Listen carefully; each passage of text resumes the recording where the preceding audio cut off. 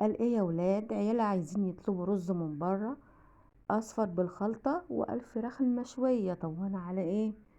انا كتعة يعني ولا انا كتعة؟ اعمله لكم في البيت يا ماما، اعمله في البيت ملا. شايفين الشكل؟ يلا نبدأ بقى ونقول بسم الله وندخل في المقادير. اول حاجة معايا طبعا تتبيلة الفرخة اللي احنا هنعملها. تمام. معايا بصلاية هنحطها كده في الكبة وعليها قرن فلفل وبس. يعني بصلايه قرن فلفل هتعصر عليها ليمون وكفايه كده. احنا مش عايزين بقى توابل كتير ولا الدنيا دي كلها، لا.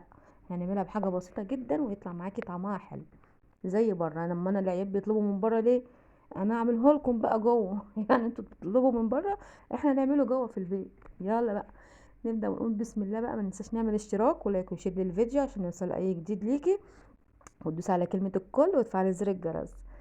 كده خلاص فرمنا البصله. انا بقى هنا فضيتها دي طماطمايه هقطعها، بس انا عايزه واحده بس طماطمايه عشان تدي لون للفرخه. تمام. كده هنقطعها بقى مكعبات صغيره قوي وهنحطها على البصله، وبعد كده نحط عليها التوابل دي: ملح وفلفل وكمون. غير كده ما تحطيش، بس ملح وفلفل وكمون. يعني نص معلقه ملح، نص معلقه كمون، وفصين توم اهم، ونص معلقه فلفل اسمر بس. وما تحطيش اي حاجه تاني، وهتاكلي احلى فراخ مشويه في الفرن. تحفه. كده اهو ندعك بقى كده، ادعكي كلها كده كلها كلها كده عشان كل الروايح بتاع الثوم والبصل والطماطم كل حاجه تطلع في التتبيله. هنا معايا الفرخه دي وزن حوالي 2 كيلو. طبعا هنحشي بقى ندعكها كلها بقى بالتتبيله دي بره وتحت الجلد وجوه وكلها كده كلها كده ادعكيها كده بقلب التتبيله اللي احنا عاملينها دي. تمام. لو وصلت لغايه هنا صلي بينا على سيدنا محمد عليه افضل الصلاه والسلام. ولايك لحبيبتك ام جنى، لحبيبتك ام جنى واختك يا قلب اختك انت وهي. تمام. ف يعني ايه، ادعموني بقى. عارفين انتوا ادعموني بقى. كده دعكنا الفرخه كلها خلاص اهو. هنحطها بقى في صينيه مدهونه زيت. تمام. ونجيب حته زبده او سمنه تدهني وشها بقى كده من بره ومن جوه.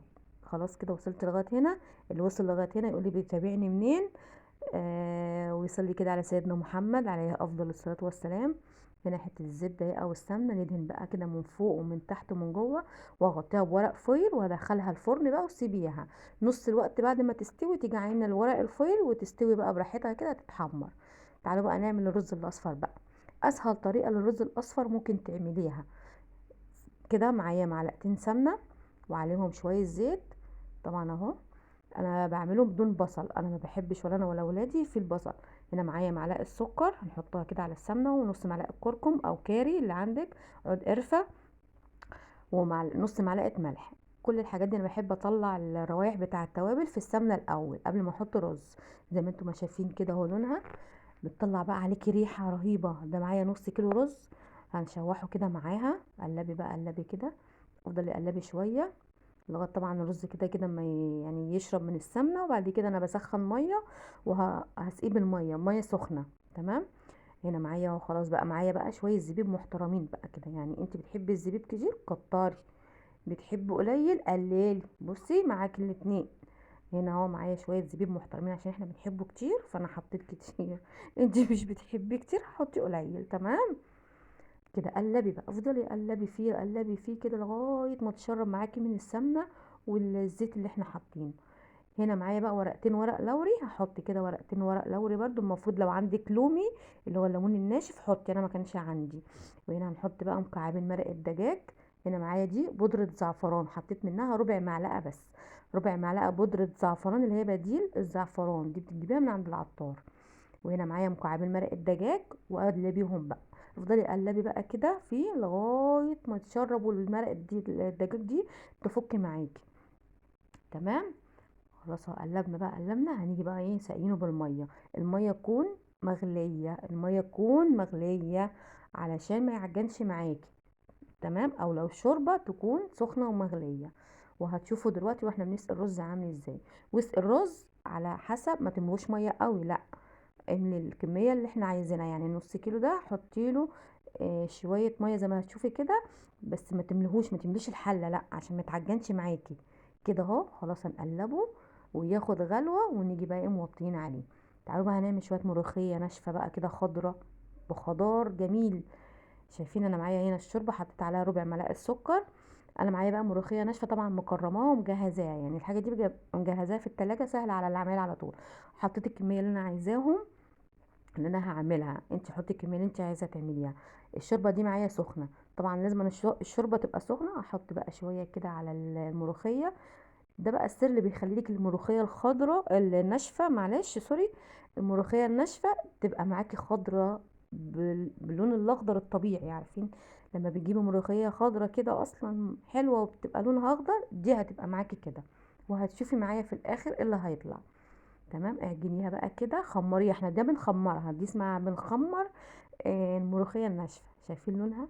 سيبيها بقى قبل ما هتعمليها بحوالي نص ساعه، بساعه. كل ما بتسيبيها كل ما بتبق الخضار بتاعها. نسيبها كده. هنخش بقى على البوتاجاز. دي معايا الشوربه بتاعتها، شايفين خضرة ازاي؟ يعني كمان الاضاءه عشان صفرة فمش مبقى بسوق كده. شايفين؟ طبعا الثوم حطاه على النار والشوربه بتغلي. هاجي حاطه بقى ايه؟ الملوخيه بتاعتي. سمي الله كده وحطيها، وافضلي قلبي. ما تكتريش الشوربه بتاعتها عشان ما تطلعش معاكي خفيفه وتسقط. شيلي شويه شوربه على جنب. تخنت معاكي زودي. دي لقيتها تخينه معايا كنت شايله معلقتين ورحت حطاهم. لكن انتي اوعي تحطي شوربه كتير جدا لانها ممكن تسقط منك او تخف تبقى خفيفه. شايفين لونها؟ شايفين الخضار بتاعها يا ولاد؟ شايفين؟ مفيش ايد تسلم ايدك يا ام جنى، مفيش تسلم ايدك. كده اهو. قلبي بقى كده، قلبيها والطماطم طبعا تتحمر وتاخد لون. وهنطشها بقى. كان نفسي افتح لكم الصوت بتاع الطشه بس عيالي مش ساكتين جنبي. اعمل لهم ايه؟ احباب الله بقى. ربنا يخلي الكل يا رب، الاولاد يا رب. كده اهو. نقلب بقى الملوخيه معانا. قلبيها حلوه قوي كده، بس اوعي تغلي منك. لا احنا ما بنسيبش الملوخيه تغلي يا جماعه. ما ينفعش ان انت تسيبي الملوخيه دي تغلي، لا. لقيتها تخينه. شايفين؟ ادي معلقتين الشوربه بالظبط زودتهم. احنا ما بنحبهاش خفيفه قوي، بنحبها مظبوطه كده.